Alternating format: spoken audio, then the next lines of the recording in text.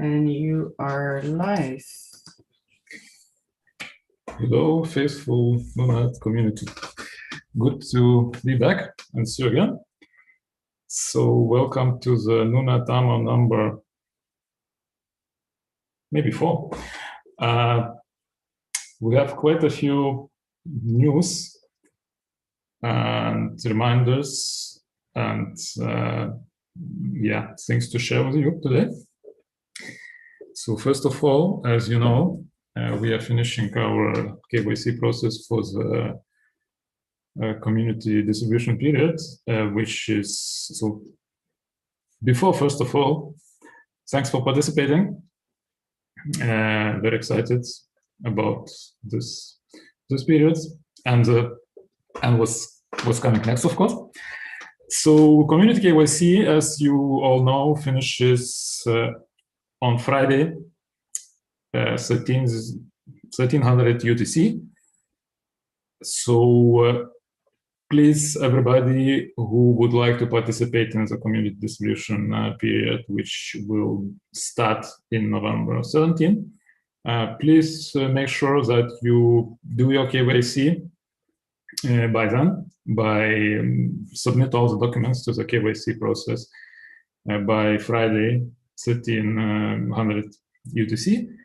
Now, so as there are now 2 days until the end of the KYC, so we do not need, or there is no point anymore to wait until, let's say, wait for 48 hours or for 28 hours until you get the response from either or Synapse. Therefore, we are streamlining the process for those 2 days, which means please, if something is not working or you find something stuck, please contact community admins immediately. And yes, we're trying to have a moving schedule for 24/7. Well, we don't need 7 actually, 24 to support the last few days of onboarding on the KYC. Also, maybe some of you, well, I hope some of you saw that for everybody who has started the KYC process during a few days before, and that was not finished, there was email sent from Synapse reminding about that. So please check your inboxes and see what is missing, and check it, and we'll streamline the support so that everybody can get into that. So it is very important to submit all the correct documents until the Friday 1300 UTC. It could be that we will not be able to process all the documents. Therefore, the answers may come a few hours later.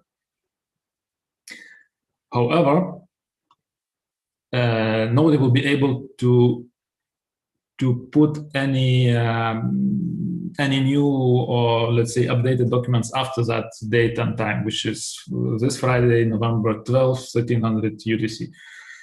Therefore, it doesn't really make sense to wait for that, because if something kind of goes wrong and we are sort of increasing the support, it makes sense to do it slightly earlier. Than you won't run a risk that if something is wrong, the KYC process will be stopped.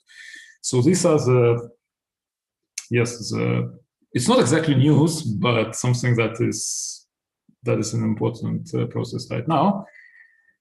And we are thanks for participating and contributing and staying with us. Yes, this is important step, not, let's say, not the last one, and we will now solve all the rest. Some of them now, some of them after. So, okay, one thing that I wanted to share with you is something that I was speaking. We shared last time. Is running Cardano nodes on the NuNet network, something that the development team just enabled, and basically we can. I would like to simply show how this can be done.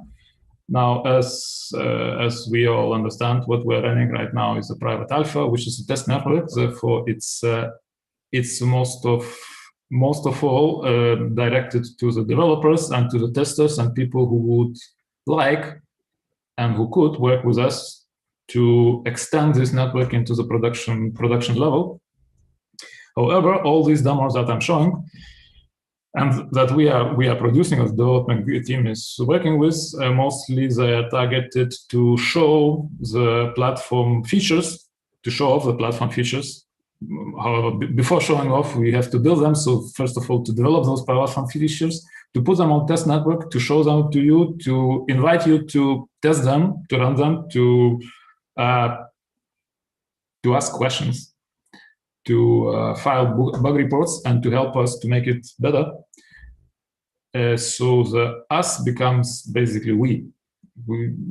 We expect the community members, and we are looking forward for the community members to become full, let's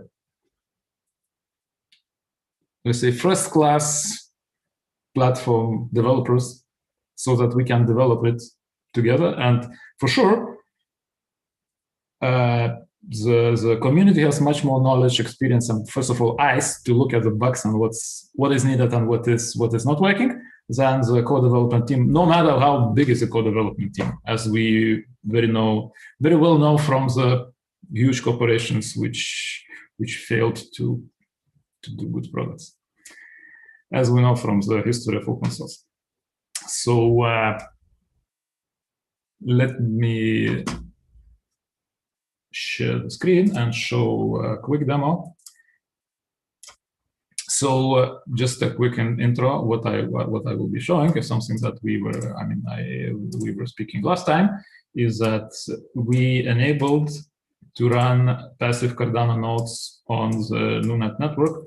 Meaning, on the NuNet network, it means that anybody who onboards the computer on NuNet network can sort of tag this computer with the preferences that they may want or they are willing to run Cardano node, and then the network will figure out whether, if there is enough computing power, if there is enough resources, and if the owner of a computing device declared that he or she wants to run the Cardano node, then the network will simply deploy that Cardano node and connect it to Cardano network. So this particular case, the way it is implemented right now, it is an example of the volunteer computing. As you may remember, there is a blog post, I think we published it, well, maybe a month ago, about volunteer computing on the NuNet network, where people will be able to declare preferences of how they would like the computer to be used by the network, and NuNet platform and API and protocols will enable these computers to run only the workflows that comply to those preferences. And that could be hard preferences, that could be, in principle, that could be hard preferences, in principle, that could be soft preferences. So right now, this particular Cardano node implementation, it implements this feature that people who will be onboarding computers on the NuNet network will be able to declare the preferences. So let's see how it works. I will, yeah, okay, maybe that's slightly too big screen. I will just share only the window, if this will allow me. Yes. Okay, I will not show how to download the onboarding script, because this is we have published quite a few guides, and if you would like to check out everything from the beginning, please check those guides. We'll post them somewhere in the links below. So supposedly, I mean, in order to run this, of course, you have to, well, you have to. So, okay, this one I can't show. You have to pull the latest.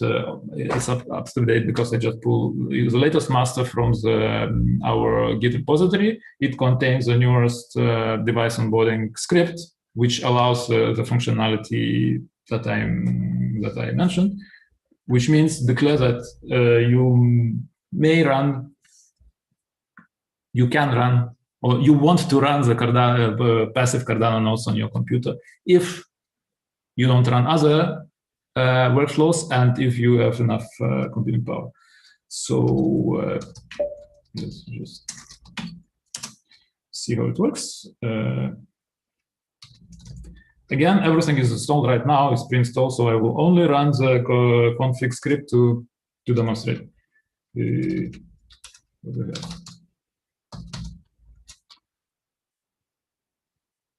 All right, as usual, is detecting NuNet type. That is already was done before. All right. So it wants passwords.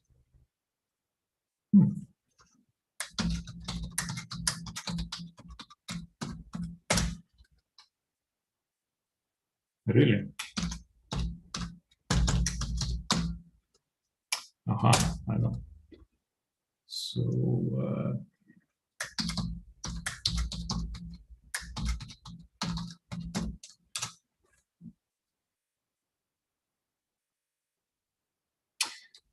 well, so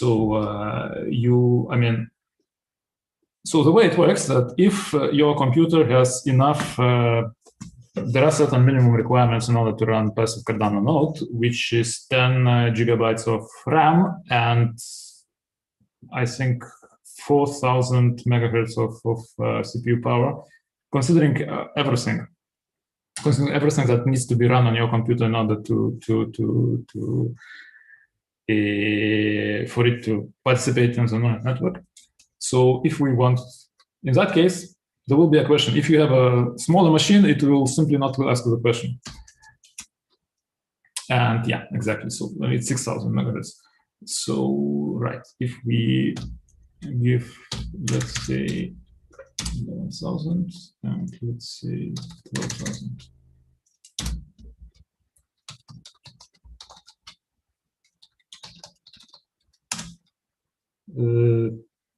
Yes, and I will not continue because this computer is already onboarded. So, however, yes. So right now we can check. So here is our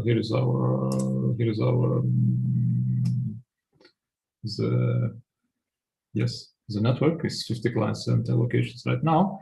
Now, if we check Cardano nodes, let's see one running Cardano node, because the thing is that if this script is being executed and the computer that is joining the NuNet network is kind of has this declaration that it can run Cardano node, it doesn't mean that Cardano node will run immediately, because it takes the network. The network basically is checking all the time what are the free, whether there are free computing resources on the network which allow them to run Cardano nodes, and then it deploys this. So it may take few minutes, so like 10, 15 minutes in order for the Cardano node to be deployed. However, if you have, for example, if there is other computing, the workflow running, supposedly in those 10 minutes, somebody has started to run another container, which is, let's say, fake news detector. Then, of course, the network will not kill that container and will not run Cardano nodes. So it depends. There is certain undeterministic aspect of whether Cardano node will run or not. However, let's see the running one. And if window, is that correct? Pardon? You only see one window. Sorry, you are right. Okay, that I have to share another window.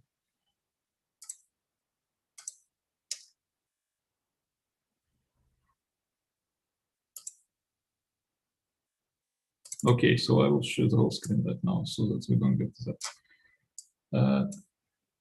So what I was sharing, I was showing the current, current topology of the NuNet network, which is 50 clients, 67 allocations right now, so it goes back and up all the time. Yeah, there are no nodes with Cardano. But basically this one that was already onboarded, but it doesn't really run Cardano node because there are other containers running binary classification, which is one of the containers that is needed by the fake news warning application. However, what I wanted to show is, yes, Cardano node. So Cardano node, we can simply check.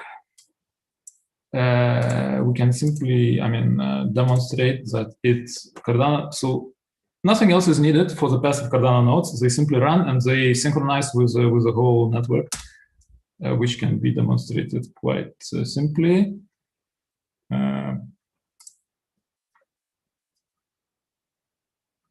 Let me pick. So these are the commands which you can see from the Cardano documentation. And so here we have it's syncing with the Cardano network. Now, another thing that we may probably see, let me see. So here is now our location.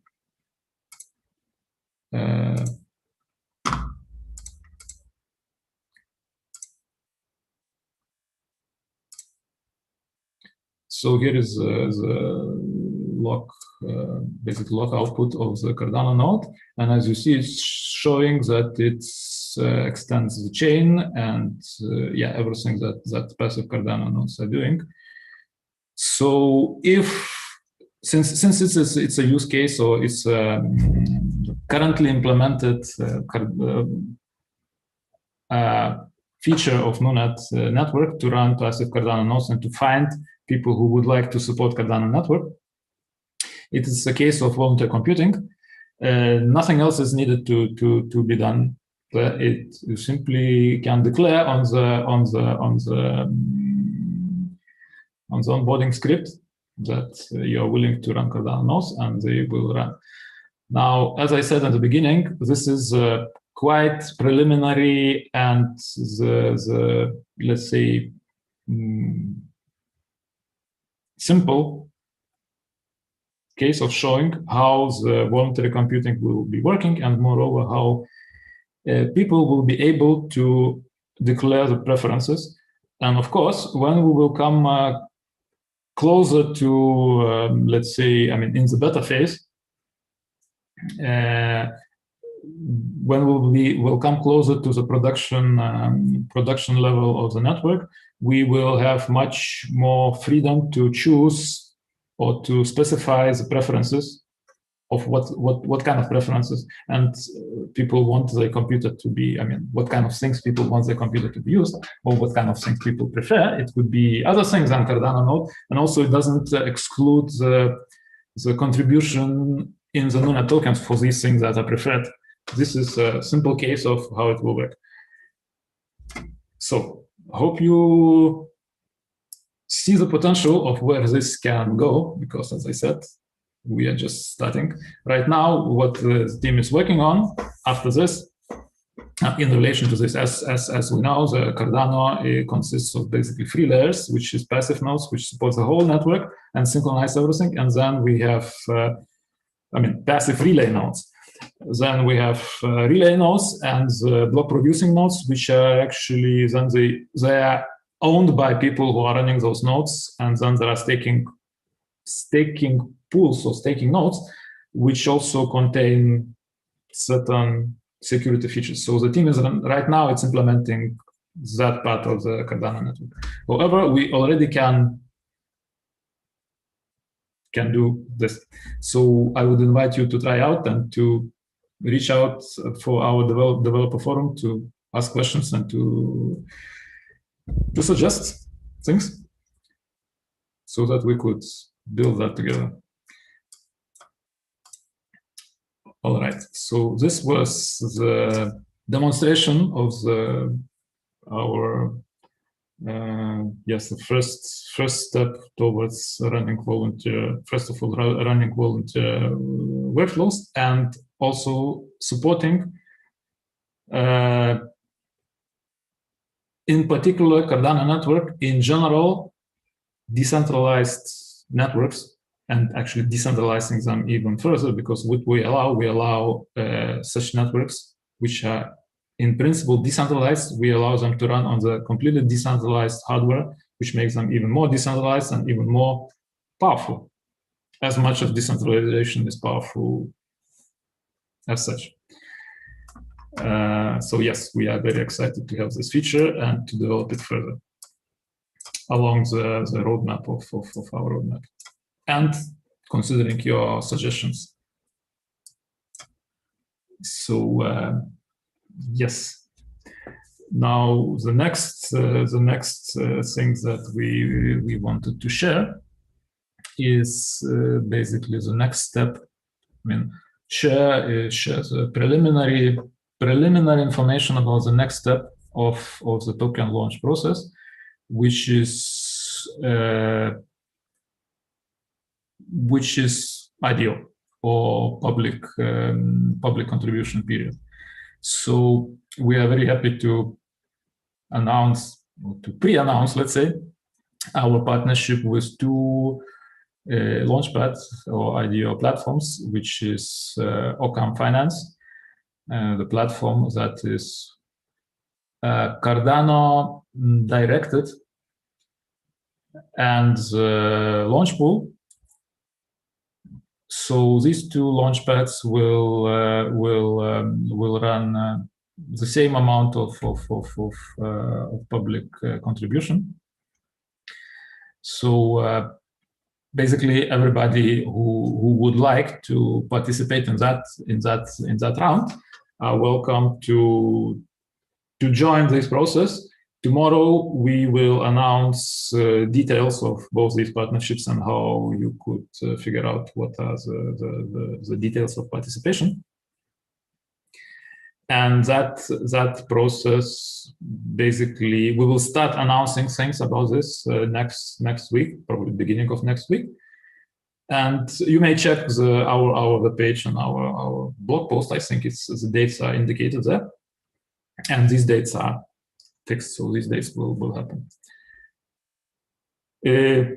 Yes, so as I said, we are happy to announce the partnership, and all the details will come. I mean, not all the details. The full announcement will come tomorrow, and all the details will gradually, yes, announce them. Most probably next week.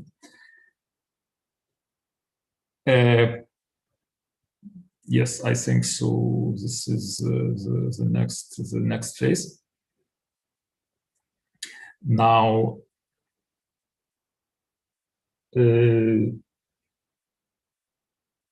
yeah. So I think we got quite a few questions, and if you have additional questions, please pose them in the channel, and I will go through them, and we'll try to answer, or we can try to discuss, which is always the best thing to do.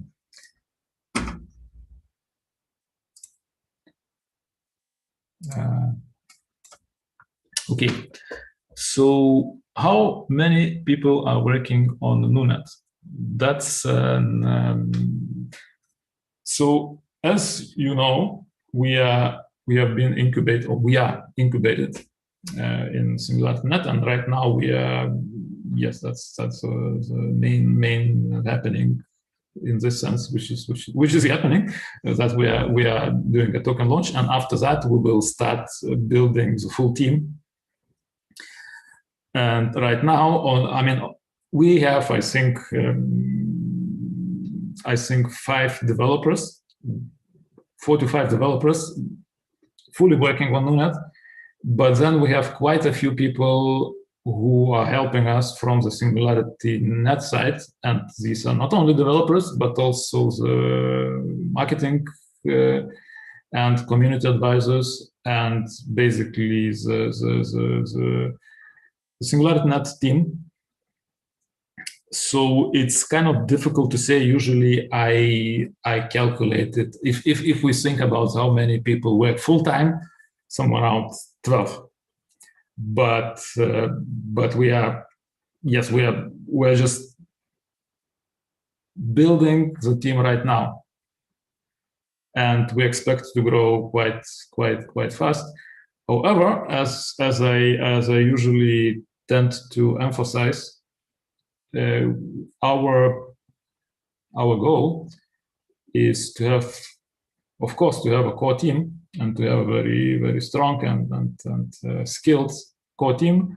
But another goal is to engage community developers, which is you, to contribute not only to the usage, which is not unimportant, it's very important, but also to the development of the platform, because the thing that we are doing with the platform is we are building a tool for the community, for the application developers, for the AI developers, for the machine owners, for the data owners, to be able to use these components in order to build in order to build business processes, in order to build applications, in order to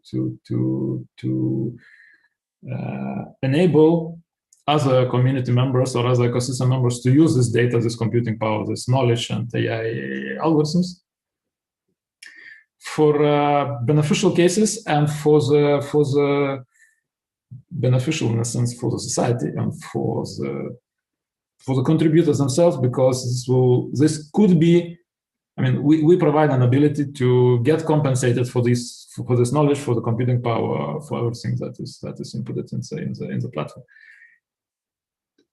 So the ecosystem itself, as a working platform, is, so to speak, we are providing tool, and we want to work with you in order to provide the best tool. But how it will be used is a decision of the community, decision and of individual members, and also basically collective decision.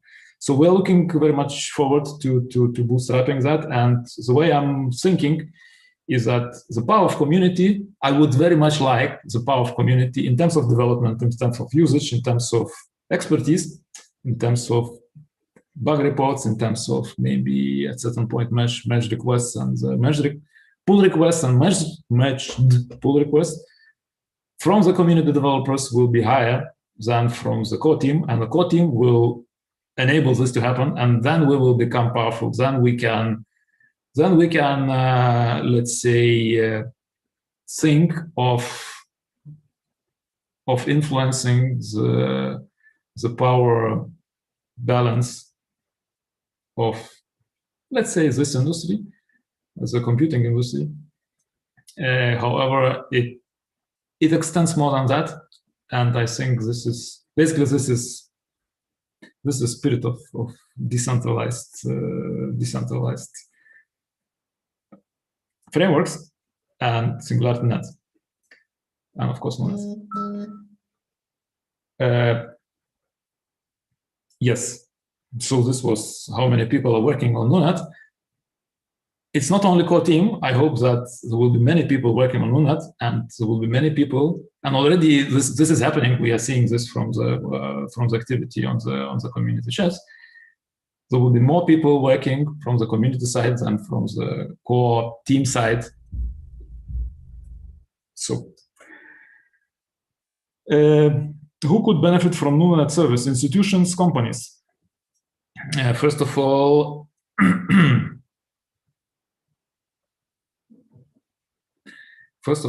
the individual people. People, meaning that small contributors. We will not discriminate. We are not discriminating. actually we are sort of targeting the individual community members, because this is what brings the decentralization. And since we're, first of all, we're looking for the decentralization of the first of all, computing industry, cloud computing space. So right now we are emphasizing the ability for the individual community members to benefit from NuNet service from the platform, let's say.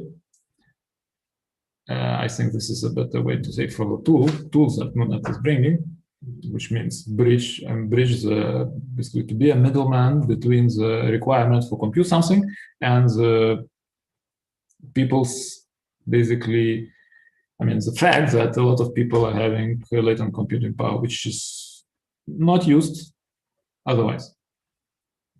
However, well, maybe however is not a good word, but the fact that we are building this platform from the strictly technical point, it allows anybody to join, which means also institutions and companies. So from the technical point, it allows to do that. And if there will be bigger computing, let's say, farms owned or operated by institutions, etc., and so on, NuNet will not have an ability to ban anybody to join the network unless there will be some sort of breach of conduct or the rules. But otherwise we won't do that, meaning that institutions and companies will be able to join, let's say, to join with their computing power. However, who will benefit from that? And of course, since we have the mechanism of how they will be contributed for the computing power, they may benefit from that. However, the people who will be running algorithms via NuNet platform will decide whether to, in a sense, decide, because they will be able to pay tokens for these computing resources. So they will benefit. And from the perspective of the platform, the more computing power we have, the whole ecosystem benefits.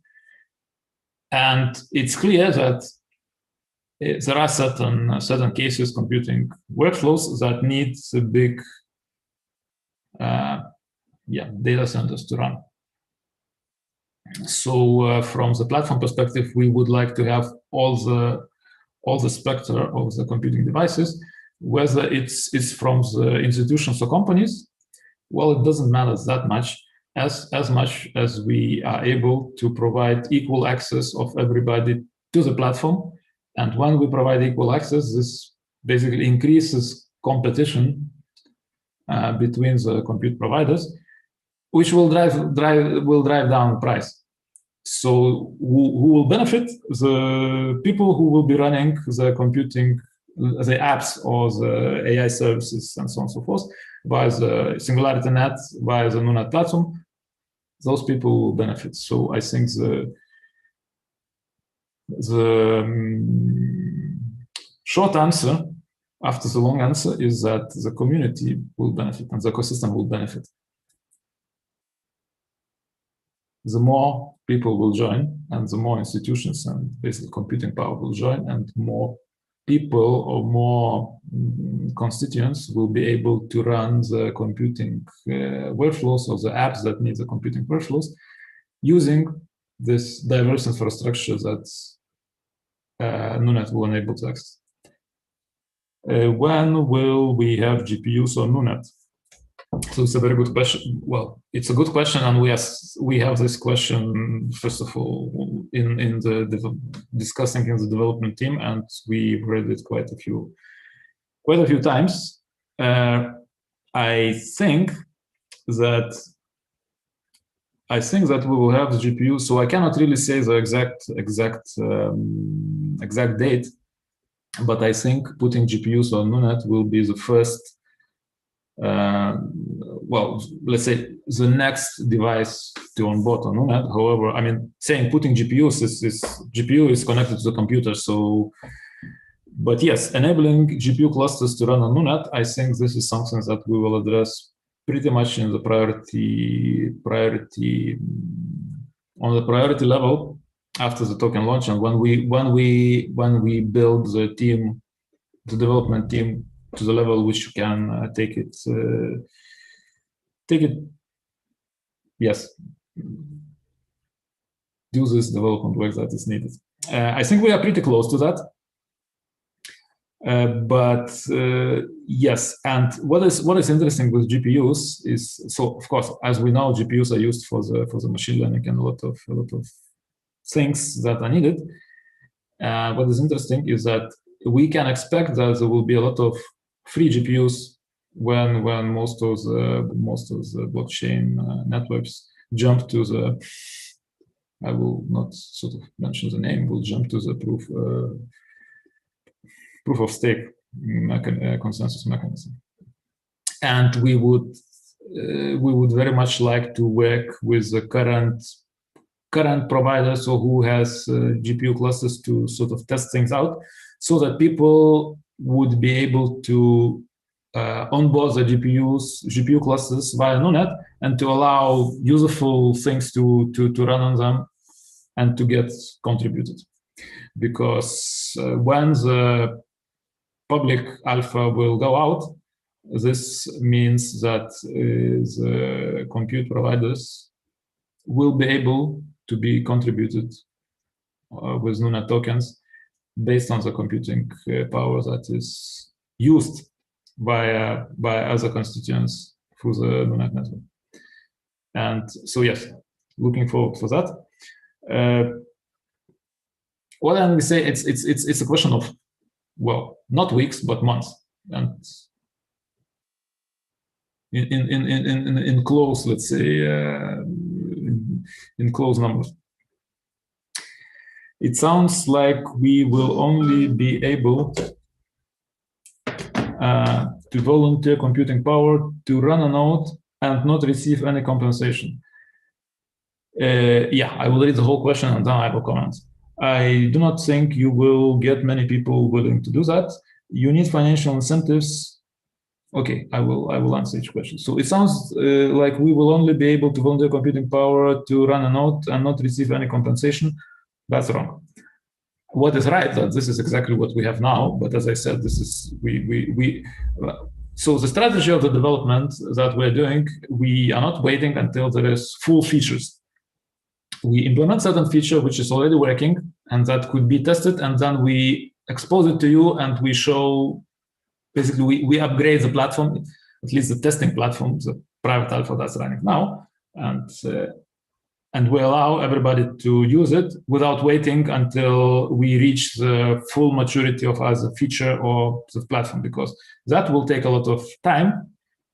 This is not the strategy that we're doing. We're exposing all the features, therefore. And I'm saying all the time that let's test them and let's build them up to the level which is described in the vision of the NuNet, and the level that we all want to together. So right now, yes, we are exposing this feature. We implemented the feature of volunteer computing, but we will be able to receive compensation. That's the answer to the first sentence. Now, I do not think you will get many people willing to do this.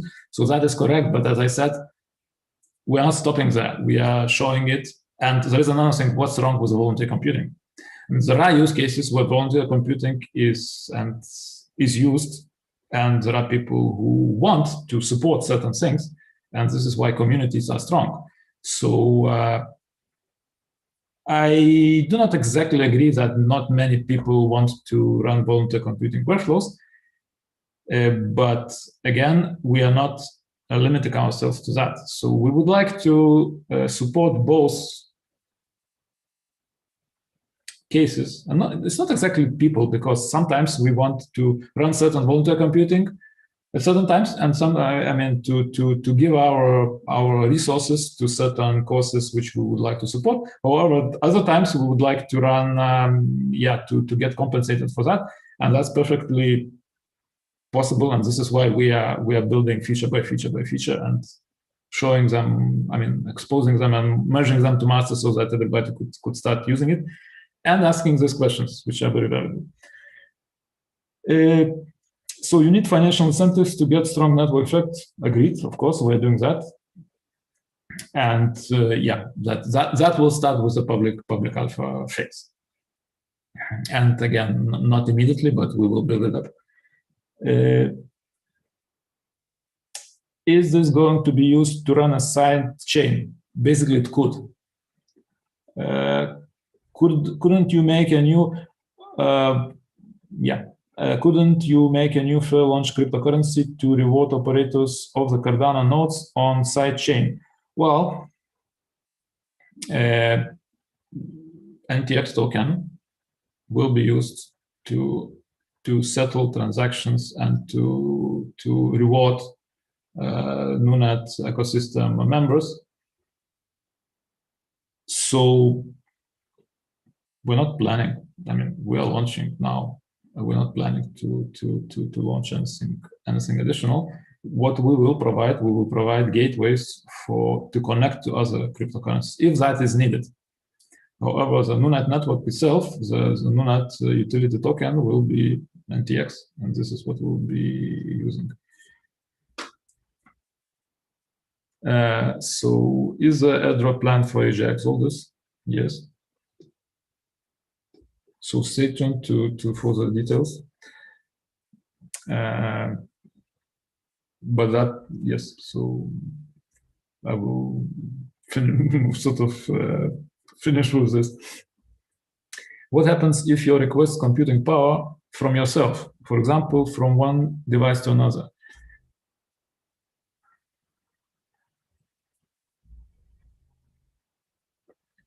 That's a kind of interesting question, because so the thing is that there are use cases where you may want to do that, to request computing power from yourself, meaning that since what basically NuNet is doing, I mean, apart from other things, is that it allows computing processes to get the most optimal computing device to run themselves.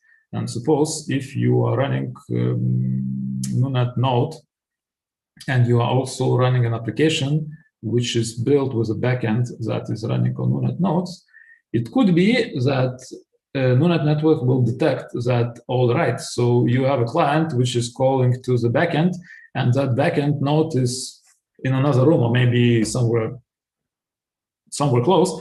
And from the computational perspective, it sort of makes sense to run this workflow on your own node. In that case, NuNet will, this is a feature that we will be implementing quite soon, and we will be implementing this with the next step with Cardano nodes, because this is one of the things that we need to do in order to enable to run the other layers of Cardano network that I mentioned, apart from the passive nodes. So what we will do, we will have a basically public PKI mechanism to detect whether you are calling your own node. And if that happens, then I mean, there are cases, but basically right now, I think, I mean, there are a few ways to deal with that, but right now, the best one seems to be simply do everything bypassing the blockchain layer. Because if that happens, then you do not need to establish smart contracts, because if we will check with basically private keys, with private public key mechanism whether those nodes are yours, and if they are yours, we will probably assume it would be correct to assume that these can be trusted by yourself. Otherwise, This makes sense.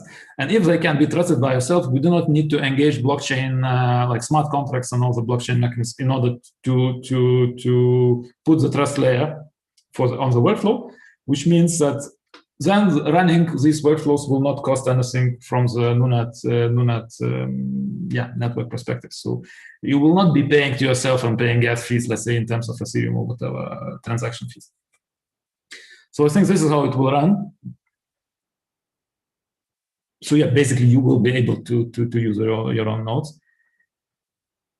And to ask computing power from yourself. And I said there are quite a few interesting use cases where this will be actually needed. Because suppose there is what we can do if you are running a NuNet node on your computer, which is using, let's say, this fake news warning application or browser extension. So right now, since internet works with IP addresses and basically it's centralized, we cannot access internet without knowing geographical location of the server. This is how it works. A lot of people are trying to kind of do something around this, but it's quite deep into. However, what we can do with NuNet is that if you are running NuNet adapter on the same computer, the browser extension can detect that you're running NuNet adapter, and then it will call the first available NuNet adapter, which is on your computer, and then it will not need to go through the IP addresses in order to reach the NuNet network. So you will be connected. You will be connected to NuNet network directly, and this is something that is quite exciting development, and I think could go much further than the let's say the running workflows on NuNet. Also, it can go to the level of changing the internet architecture. So that's an interesting thing that we are looking forward to dive into.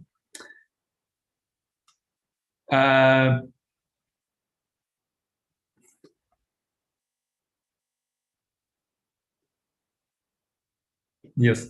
How exactly does NuNet seek to democratize access to AI? Will NuNet work towards making explainable AI XI a reality? Nils, thanks for question. So, well, there are sort of two questions in one. How exactly does NuNet seek to democratize access to AI? Basically,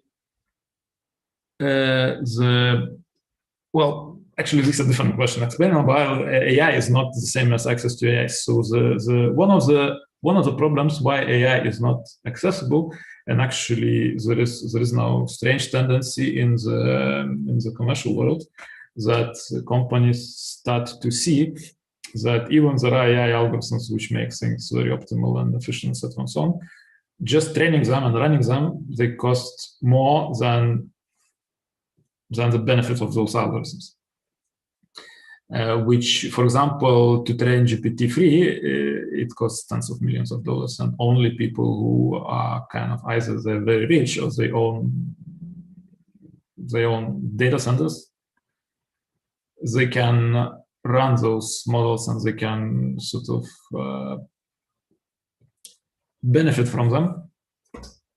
So one thing is democratizing access to AI is that by enabling people to run AI models on the decentralized hardware network, which is arguably will be more cheaper basically because of the usage of latent power, otherwise unused latent power, computing power.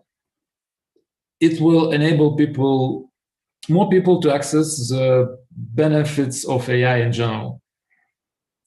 It could be that it will not be the fastest way to access AI or let's say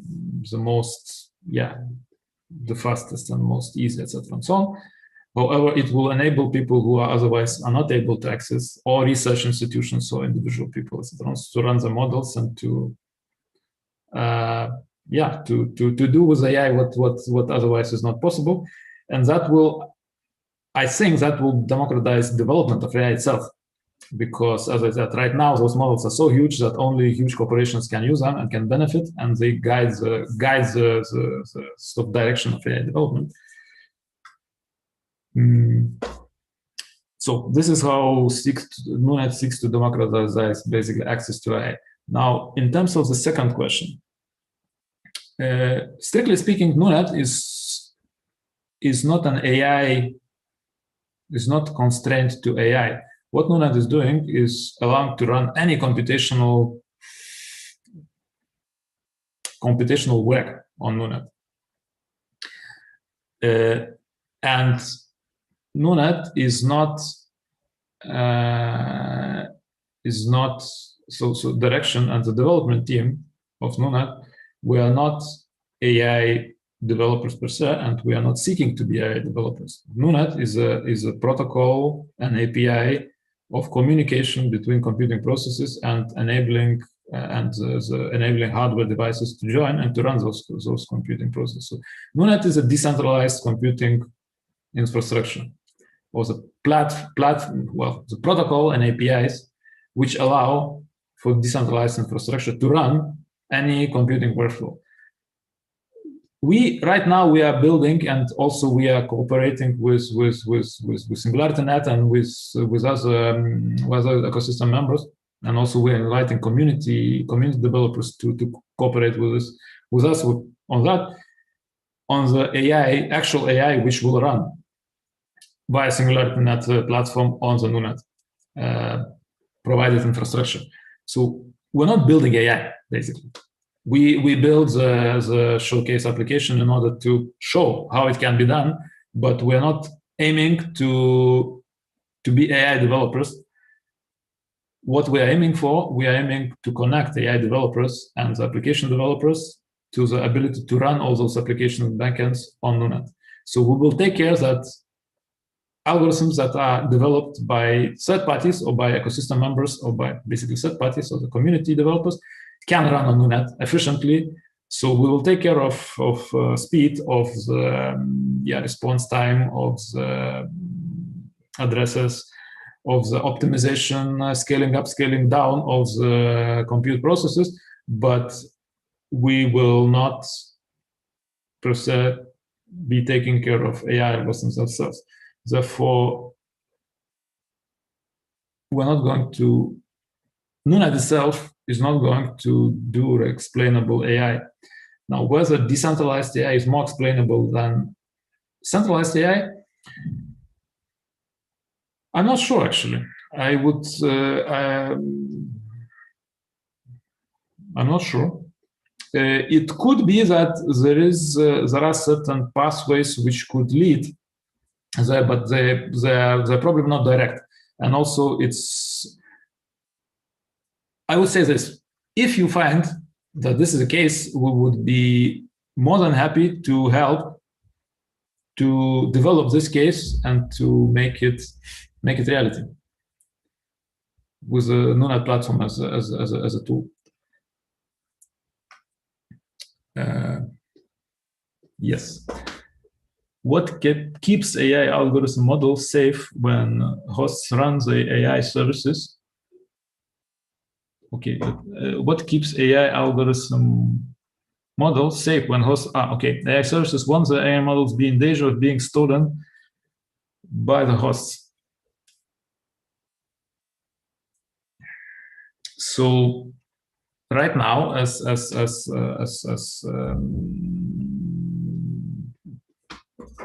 said to one of the previous questions, right now nothing. Which means in this phase, which is private alpha and probably good part of the public alpha, we will be running open source models and also open source software.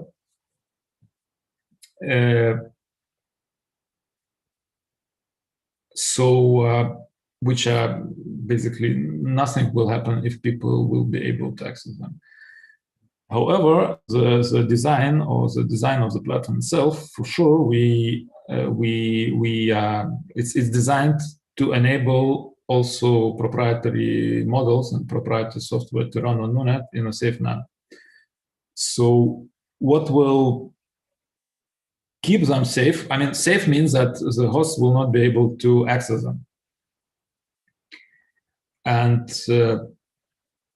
so right now it's I mean, on the design level. The thing is that we are not sure that this kind of, it's of course it's a necessary feature of the NuNet platform, and we will implement that. Whether when we will be implementing that, it's basically the community. I mean, we would be asking community, you, and to make some poll maybe, or to advise us whether this is something that would be perceived as needed or prioritized, because this is how we will be prioritizing the development. So I will say that now in theory. So of course, what we will do, we will encrypt containers, and we will disable access, of course, and then we will disable. We will encrypt it in a way that will most probably disable platform to run containers which are tampered in any way. So now, once the AI models being okay, so if it's encrypted, basically nobody can access it. Now, to take a container and to kind of try to kind of get it on your computer and to sort of crack the code, it's possible, but basically the answer is cryptography, and it's not something that is 100% secure, in a sense that when people with huge computing power can crack codes. So we will do everything that mathematics and computer science allows us. And that will keep AI algorithm and model safe when there will be a need for that. Of course, that will put certain overhead on the network itself. And right now we are emphasizing running open source models, and what we are working with the Singularity together with SingularityNET platform. And the SingularityNET platform itself, it emphasizes putting the open source AI on the platform so that everybody could use it. And this is the first, let's say, the first kind of big direction of where we are moving. And then slowly by slowly, or not that slowly, depending on what are the preferences of community, we will enable this security features that will lock up certain containers from accessing from the host. So is there any encryption implemented currently to prevent models being sniffed by the host? So as I already answered the question, no. So right now we don't have this. And we are designing the development of the platform so that these kind of things will be allowed by already the protocols that we are building in.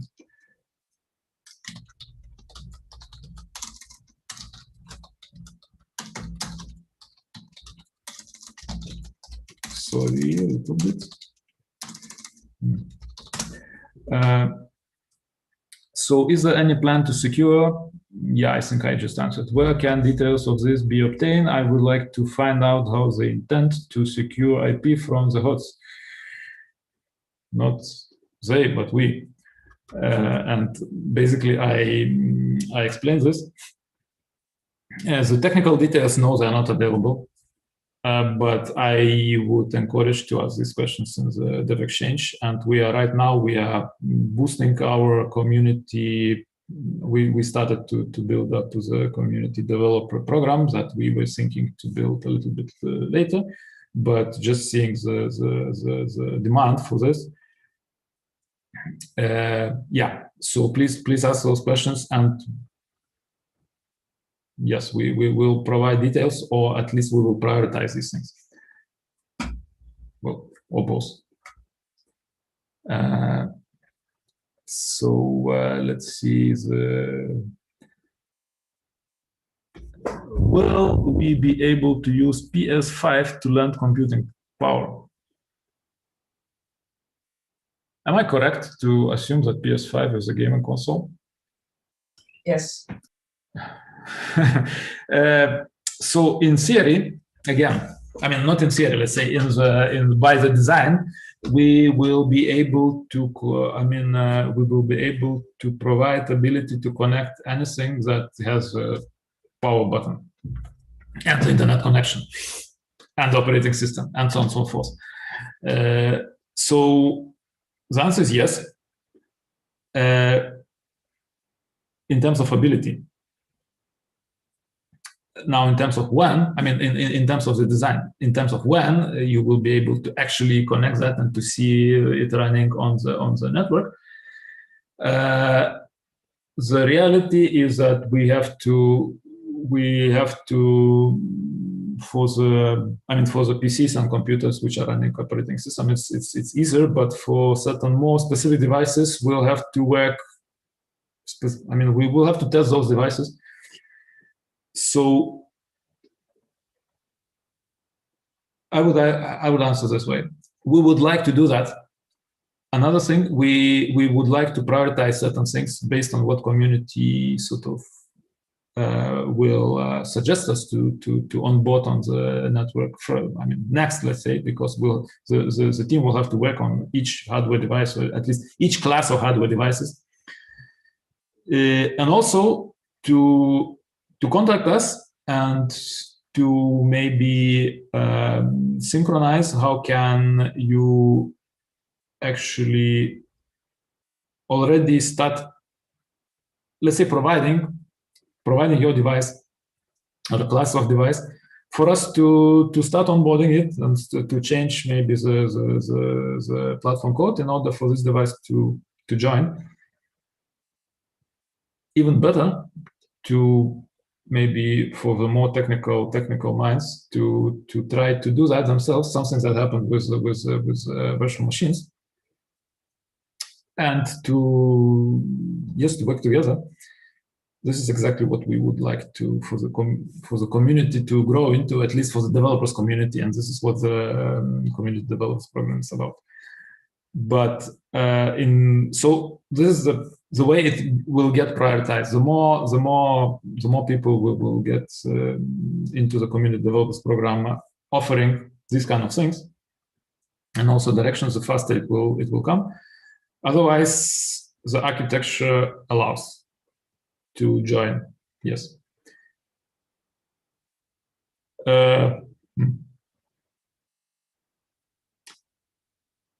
What percentage of CPU and RAM is safe to set for the node? What is the minimum we should leave out? Will NuNet turn itself into metaverse?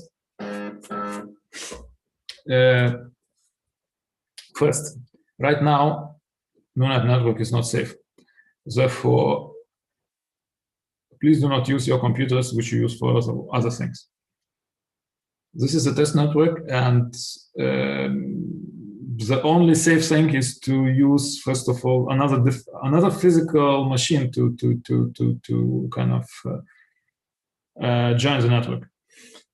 Now, when we will have a production version of the network,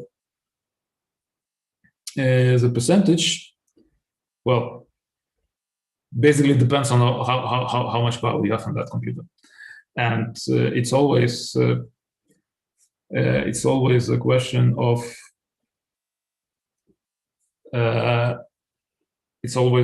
of what you are running otherwise. So it's like basically if you use if you put half of the computer on half of the computing power on the network, you will not be able to use that computing power. So it depends on what kind of workflows you're running. But as I said, in current private alpha, the advice is not to onboard computers which you are otherwise using for your daily activities, let's say. Not that it cannot work, it will work, because I think I can say this, but it will work, but it's just not secure enough. this is a test network. It's not. It's never good to use test network for on the let's say production machine, as we all know very well. However, this will be possible. This is related to one of the questions that came. Except that it's a different thing, because the security will take care not only of hosts, preventing hosts to access AI algorithms that are running on the NuNet, but also AI algorithms or whatever algorithms that are running through NuNet network to access hosts.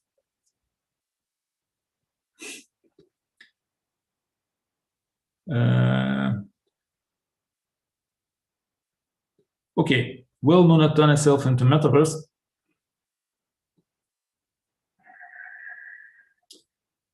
NuNet, I think NuNet may very well be a catalyst that would allow metaverse to become more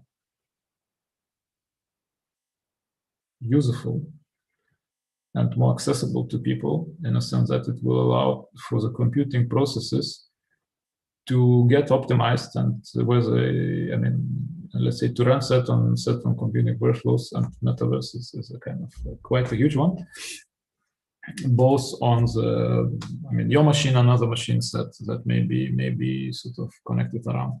However, we are not building metaverse. There are other people who are dealing with that, both in our ecosystem and outside the ecosystem. So it will not turn itself into metaverse, but it can pretty well power the metaverse.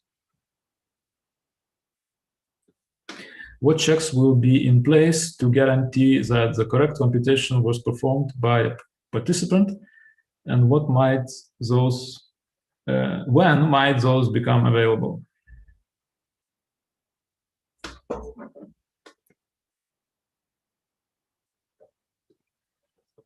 So the nice thing about the correct computation is to sort of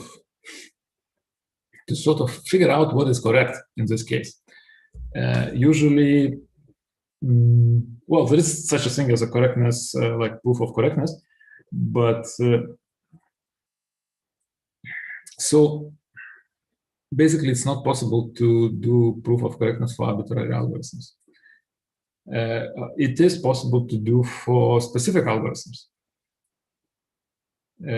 or at least for arbitrary AI algorithms. Therefore, what NuNet will do, NuNet will provide an ability for people who are running certain algorithms to check whether they are correct and to pay only for the correct results from the algorithmic point. But we will not kind of guarantee correctness in general. Hello, Ben. So we Hey, good morning, Kabir. Morning for you. Yes. So yes, so we are having our special non-guests joining, and yeah, so we were talking just some time ago about Cardano nodes and ability to run passive Cardano nodes on NuNet, which is just now became possible. And yes, we have quite a few questions about that. So, and then the running Cardano nodes, I know that it came from the conversation of Ben with BigPay. I think it was somewhere announced. So Ben, would you like to comment on that? And oh yeah, well, I mean, I've been in another call, so I haven't heard actually what you guys have been discussing in the previous part of this live stream. But I think NuNet, as everyone knows, it's an idea that's been brewing among Kabir and Weaver and myself in some ways even before the founding of SingularityNET, and I think it's a necessary part of the decentralization of information processing in the whole global economy. I mean, SingularityNET is pulling together AI software processes into a decentralized network, and we're building many interesting things on top of that, working toward AGI, carrying out various practical applications. But underneath these AI agents, there's all sorts of resources, data resources, also compute resources. And we need decentralized mechanisms to pull the compute resources into the networks that decentralized AI is running on. And obviously, Cardano is a blockchain I fell in love with years ago when I realized they were using Haskell, which is a language I've been developing in since before most of you guys listening were born. I guess I started on Haskell in 92, 93, even before GHC and all that. So I think Cardano has more potential than anything else out there to be sort of the blockchain infrastructure of the technological singularity. And we've been digging deep into the innards of Cardano, looking at possibility of making side chains that are especially amenable to SingularityNET and NuNet. There's a lot of depth there. So running Cardano stake pools and such on NuNet, I mean, we knew that was going to happen eventually because they take processing, and NuNet is a way to pull together decentralized processing. Yeah, when I was chatting with Big Pay in the podcast interview mentioned, he was just like, well, why wait? Aren't we ready to do that now? And I'm like, well, yeah, actually, doing that passively, like some aspects of that are relatively simple to do even with the current NuNet infrastructure. And yeah, I was psyched that Kabir and the team liked the idea and have been rolling with it. I mean, it's just one little example of what we can do putting NuNet and Cardano together, but it's a real thing, and that's always good to have a place to start. What do you think? I think the interesting thing maybe to discuss or to tell the community is, so SingularityNET is kind of, I mean, we have AGIX, which is a native Cardano token. Then we have NTX, which is NuNet token. It's cross-chain immediately. We are having it on both Ethereum and Cardano network. So what would be? I mean, it's kind of, we are slowly stepping into Cardano network with the whole ecosystem. So what would be your outlook how this will happen? And maybe we can kind of discuss it and outlook of how what will happen, the sort of gradual rollout of NuNet on Cardano? Or? Well, I mean, NuNet is not, I mean, NuNet basically is using Cardano. Cardano will be using Cardano blockchain in order to bind let's say, first of all, the computing processes and the machines. But I was thinking maybe you have something to tell in a more kind of strategic level of both. Well, there's a lot of things that will happen in the future where AI processes running on NuNet should be able to make deeper use of some of the tools sort of inside the Cardano code base. So something we've been talking with Agalos and others on the IOHK team about is leveraging multi-party computing and homomorphic encryption and tools like that for secure computing. So say NuNet users, say a lot of NuNet users, as an example, have personal data on their phone and running in a NuNet node on their phone.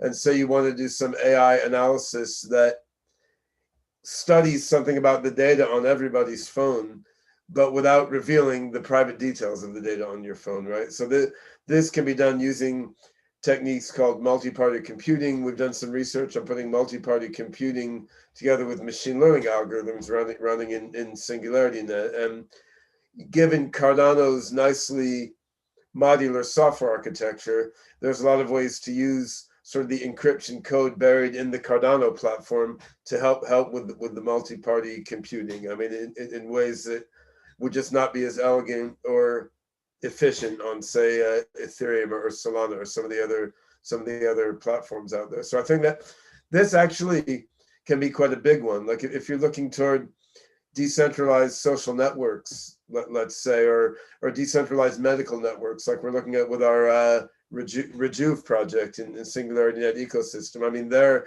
you do have a lot of personal data from a lot of individuals, and you absolutely want to crunch that data in a way that gives everyone value without breaking anyone's privacy, right? And so that you could do that just by putting all the multi-party computing code in the AI agents running on top of NuNet, right? But if you can leverage stuff that's already running in the depths of the blockchain layer, you can do it more efficiently. And this this is one among the many interesting sort of R&D directions to pursue over the next year or two. I mean, the other one, which I'm not yet prepared to talk about in great detail, and we don't have time for it anyway, but we've been looking at using Cardano's Hydra tool to create side chains of Cardano that are specialized for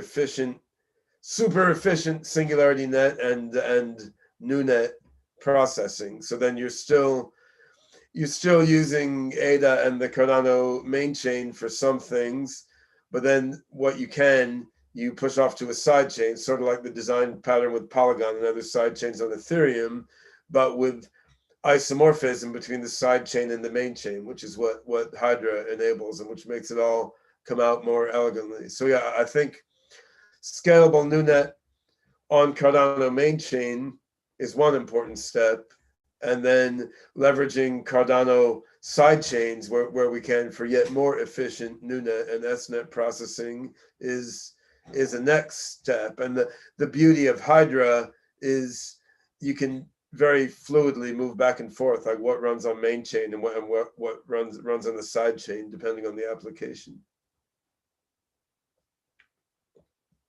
All right. And I think there is another thing that is not directly related, but indirectly related to Cardano or Haskell, is AI DSL, which is being also AI. I mean, which is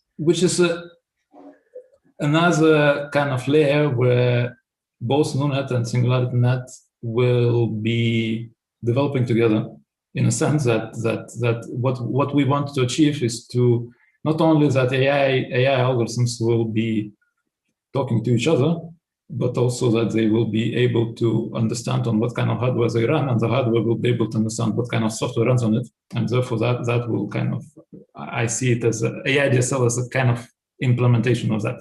Yeah, I think the AI DSL probably will get a different name at some point, right? The AI domain-specific language is a very generic name, and what we're looking at here, I mean, as you know, since you've been helping develop it, what we're looking at here is it's a language for software agents to use to communicate to other software agents various of their properties, right? Which could be properties of how much processing they can get done in what amount of time on what hardware, how much data they need to get this level of quality of answer. Can they even run on this kind of hardware? So we need a formal description language that AI agents or other software processes can use to describe this stuff to each other automatically. And this is what will enable multiple software agents to combine together with each other, sort of automagically into larger assemblages and complexes. So that it's not just people figuring out how to put together software modules into an overall program. The program sort of self-assembles by software programs pulling each other into their own work. And this can get quite deep, right? So we've been in our OpenCog AGI project, which is a system running on top of SingularityNet, we've been working on a new programming language called Meta, METTA for Meta Type Talk, not Meta as in Facebook, right? But we had the name before Facebook. But I think the AI DSL could be implemented in the meta language. We're now using Idris 2, which is another sort of post-Haskell functional language, but doing a version of AI DSL in OpenCog's meta language, really, it's a step toward having all the AI processes running in SingularityNET and NuNet really be part of an emergent global brain, which brings us back to how Kabir and I first intersected at the Global Brain Institute in Brussels, right? So I mean, we've got stuff like Cardano stake pools, quite concrete stuff that we can do right now. And then I think over the next few years, we're going to see a succession of more and more advanced capabilities roll out, many of which will leverage the unique affordances provided by Cardano platform. Yeah. So I just sort of addition to what you said about what AI DSL allows, it allows for the software components to kind of connect to each other, and what the AI DSL allows with on the NuNet side, and when it's sort of the same language is used on the NuNet side and SingularityNET, it also allows for the hardware components to self-organize together with software components to run certain workflows, or basically to become intelligent on that level too. So yes, I think we're running out of time. So thanks for joining. Yeah. Well, thanks for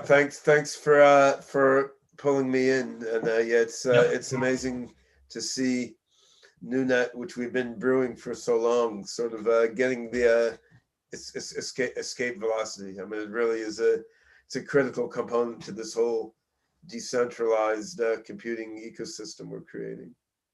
Yes. So thanks a lot. And right.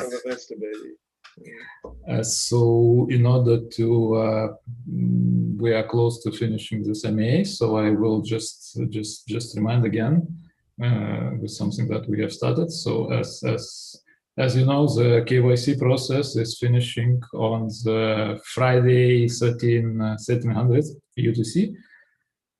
So please do not wait anymore for